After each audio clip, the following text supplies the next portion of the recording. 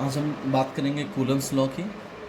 अगर दो चार्ज कहीं रखें Q1 Q2 किसी r डिस्टेंस पर, तो इनके बीच जो फोर्स लगेगा वो डायरेक्टली प्रोपोर्शनल होगा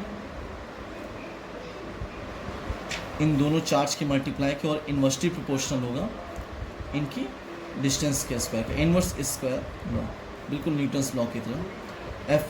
फोर्स, अच्छा यहाँ पर एक चीज़ और, ये जो फोर्स है वो may be attractive may be repulsive.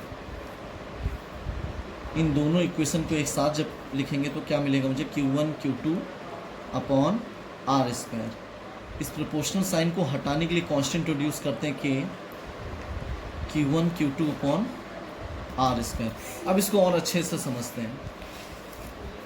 K की जो वैल्यू है वो होती 1 ESU, 1 इलेक्ट्रोस्टैट यूनिट, 1 इलेक्ट्रोस्टैट यूनिट CGS में। और K की एक और वैल्यू होगी 1 upon 4 pi epsilon M, 4 pi epsilon M newton metre square upon coulomb square. आप पूछेंगे एप्सिलॉन M क्या है?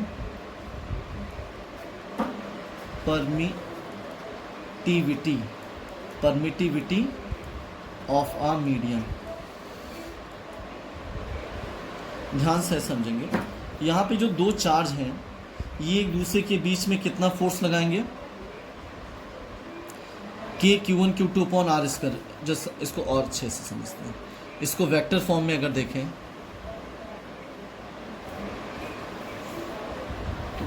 तो ये सपोज दोनों सेम नेचर के हैं। हमें ये भी पता है कि अगर मैं चार्ज पे ऑलरेडी डिस्कस कर चुका हूँ, same charge always ripple each other and opposite charge always attract each other. एक जैसे चार्ज होंगे तो एक दूसरे को रिपल करेंगे, और अपोजिट चार्ज होंगे तो एक दूसरे को अट्रैक्ट करेंगे। अब ये एक पॉजिटिव चार्ज है, ये पॉजिटिव चार्ज। सपोज Q1 ने Q2 पे फोर्स लगाया तो क्या लिखेंगे, फोर्स ऑन 2 ड्यू टू 1, या F2/1 भी लिख सकते हैं। अच्छा, इसको क्या लिखेंगे, फोर्स ऑन 1 ड्यू टू 2, या F1/2। अगर मैं इनके मैग्नीट्यूड की बात करूं तो जितना 1 2 पे फोर्स लगा रहा है उतना ही 2 भी 1 पर फोर्स लगाएगा। अच्छा, ये कंजर्वेटिव क्यों होता है? कंजर्वेटिव मतलब ये कि अगर Q1 Q2 के अलावा बहुत सारे चार्ज हैं तो Q2 जितना Q1 पे लगा रहा है, Q3 के आने से उस F12 पे कोई भी फर्क नहीं पड़ेगा। फिर से ध्यान से समझते हैं। मैंने कहा Q2 ने Q1 पे या Q1 ने Q2 पे जो फोर्स लगाया है, इन दोनों के बीच में जो इंट्रैक्शन हो रहा है वो किसी दूसरे, तीसरे, चौथे, पांचवें, 10 चार्ज और रख दिए जाए तो उनसे फर्क नहीं पड़ेगा। लेकिन अगर मैं कहूं नेट फोर्स तो चेंज हो जाएगा।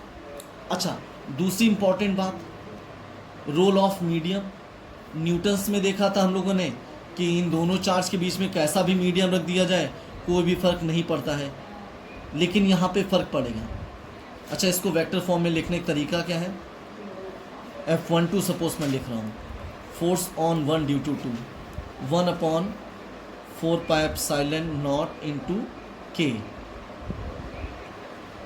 Mod of Q1 mod of Q2।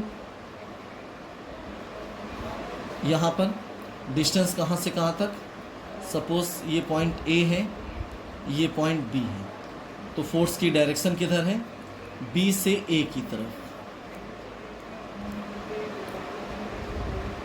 यहाँ पे क्यूब और यहाँ पे लगाया वेक्टर BA। ऐसा क्यों? ऐसा इसलिए एक्चुअल में ये किया गया कुछ इस तरीके से। इसको मैं कैपिटल K की तरह सपोज कर रहा हूँ, mod of Q1 mod of Q2। बच्चों बहुत ध्यान देना है, कभी भी इस फोर्स में निगेटिव पॉजिटिव साइन नहीं आएगा कि ये निगेटिव चार्ज है तो आपने यहाँ निगेटिव लगा दिया। सिर्फ ये एक वेक्टर क्वांटिटी है, और निगेटिव पॉजिटिव का मतलब अपोजिट डायरेक्शन से होगा निगेटिव मतलब साइन का मतलब। और यहाँ पे देखिए, ये जैसे R लिख दिया मैंने, इसको R कहाँ से कहाँ तक, 2 से 1 तक। का स्क्वायर और यहाँ पे R21 कैसे, ये स्क्वायर कर दिया और एक मॉड बी ए इधर लिख दिए। तो किसी वेक्टर को उसके मैग्नीट्यूड से अगर डिवाइड करेंगे तो मुझे यूनिट वेक्टर मिलता है। तो उसी तरीके मैंने R21 के फॉर्म में इसको लिख दिया। दूसरी इंपॉर्टेंट बात क्या है, जो लॉ ऑफ सुपरपोजिशन कहते हैं कि मान लिया एक चार्ज हमारा Q1 है, एक चार्ज Q2 है, एक चार्ज हमारा Q3 है और यहाँ पे एक Q0 चार्ज रखा है। तो Q1 जो इस पर फोर्स लगाएगा,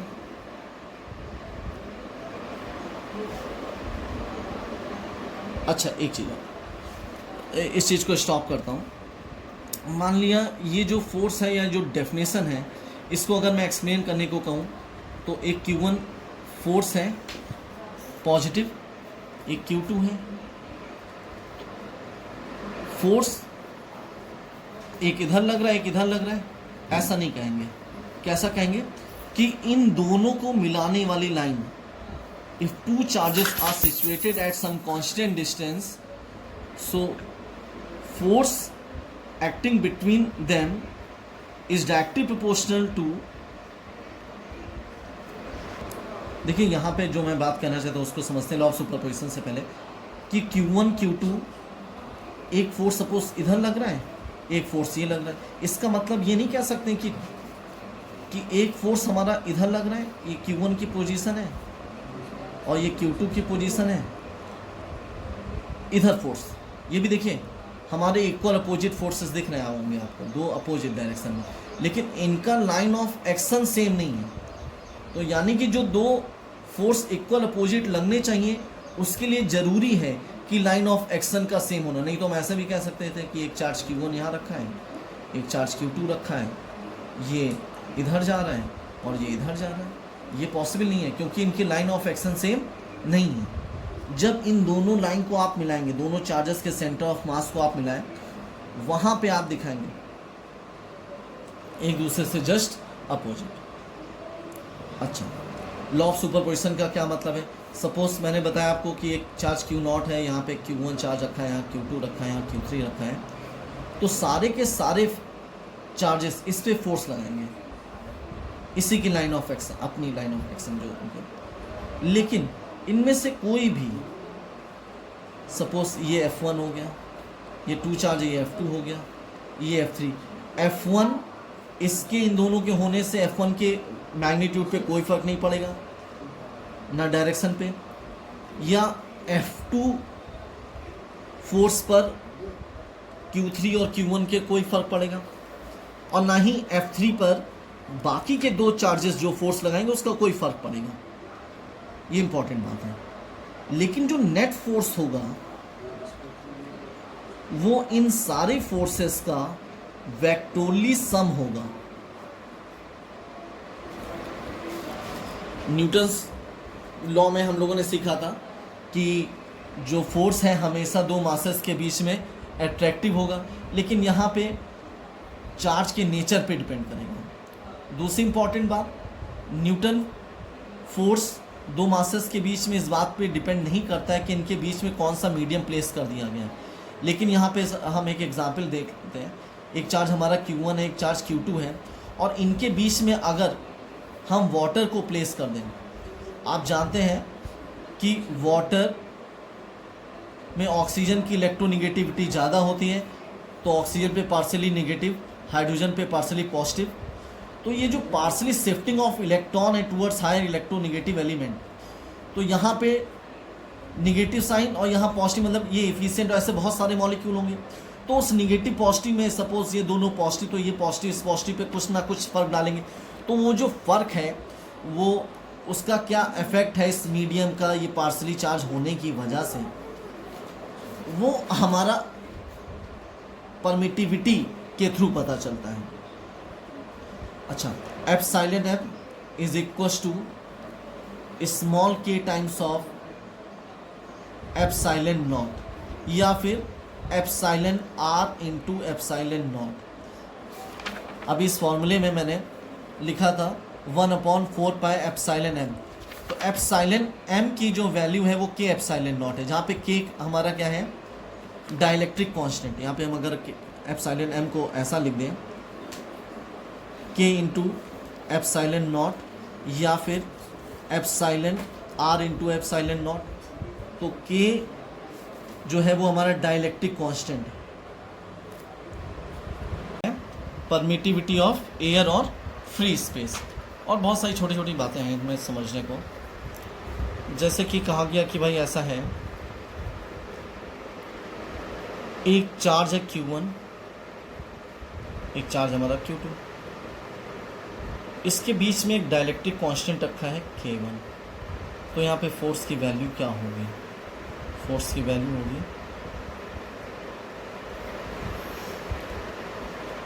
Q1 Q2 पे कितना फोर्स लगाएगा? सपोज दोनों का नेचर सेम है, तो Q1 Q2 पे कितना फोर्स लगाएगा? Force on 2 due to 1, force on 1 due to 2। तो ये दोनों ही फोर्स अगर मैग्नीट्यूड के फॉर्म में बात करें तो इन दोनों की वैल्यू कितनी आएगी? 1/4 pi epsilon not K1 Q1 Q2 upon R square. इनके बीच के डिस्टेंस क्या है? R square.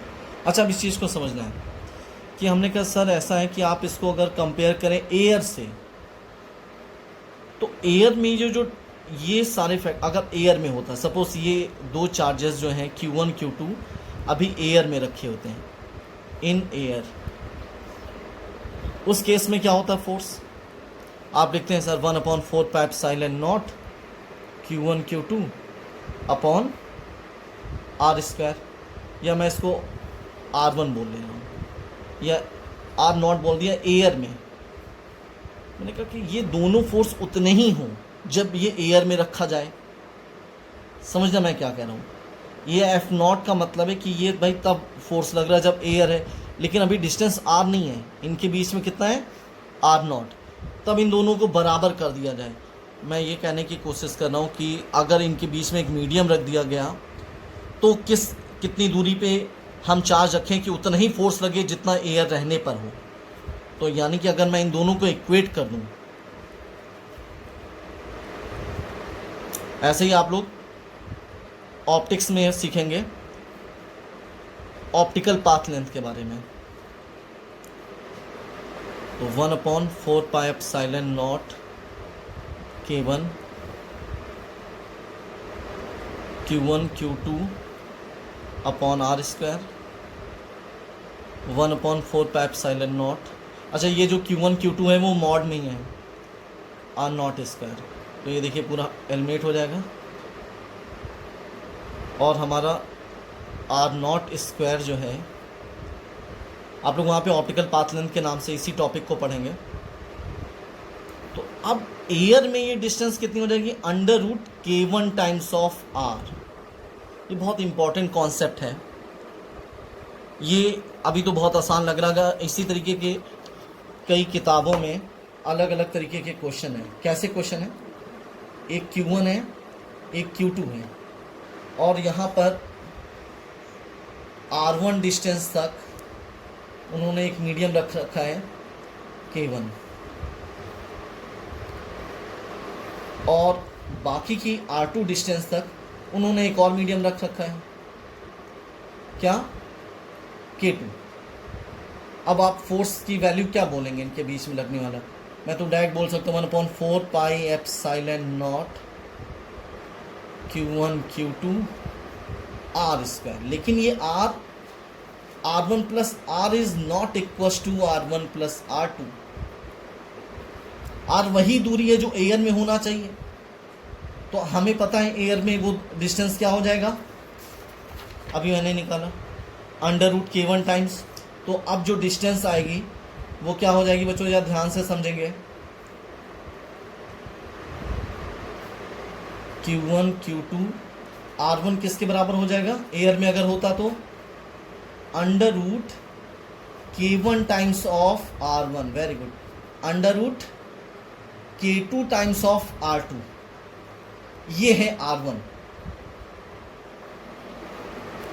जब एयर में होता तो वो डिस्टेंस क्या हो जाती, r1 नॉट कह सकते थे उसको, under root k1 times of r1, और ये under root r2 times of और होल स्क्वायर। ये है हमारा सही अप्रोच। ये बहुत अच्छा क्वेश्चन है, कई बार इस तरीके से पूछ सकते हैं, कई 2 से ज़्यादा मीडियम रख सकते हैं।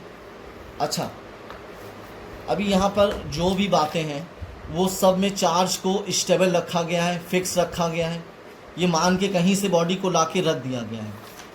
डायनेमिक्स की कोई बात नहीं है, कोई चार्ज मूव नहीं कर रहा है। अगर मूव कर जाएगा तो समस्या हो जाएगी, वो इलेक्ट्रोडायनेमिक्स का पोर्शन हो जाएगा।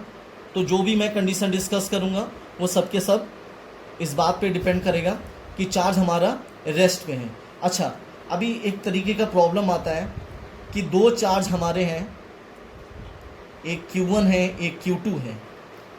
अभी समझते हैं, बहुत टाइप की प्रॉब्लम है कि इसको कह सकते हैं स्टेबिलिटी प्रॉब्लम भी कह सकते हैं, कि 2 चार्ज अगर हैं तो उनके बीच में तीसरा चार्ज कहाँ रखा जाए कि पूरा का पूरा सिस्टम हमारा स्टेबल है।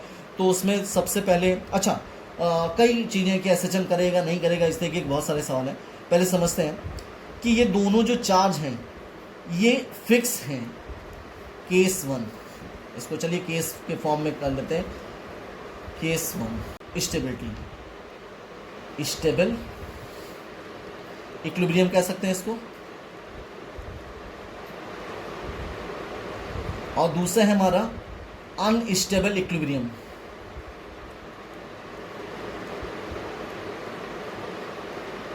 Stable equilibrium and unstable equilibrium समझते हैं। सपोज केस 1 का ए पार्ट मान लेते हैं, Q1 Q2, Q1 Q2 दोनों चार्जेस हमारे सेम नेचर के हैं, दोनों either both are positive either both are negative. अब हम समझते हैं जो थर्ड चार्ज है, आपने कहा कि सर मैं इसको निगेटिव रखूँगा, मैंने कहा चल भाई निगेटिव रखते हैं। अब ये Q3 जो आया वो निगेटिव हो गया, आपने कहा कि सर कहीं बीच में रख दीजिए, इन बिटवीन, नॉट एट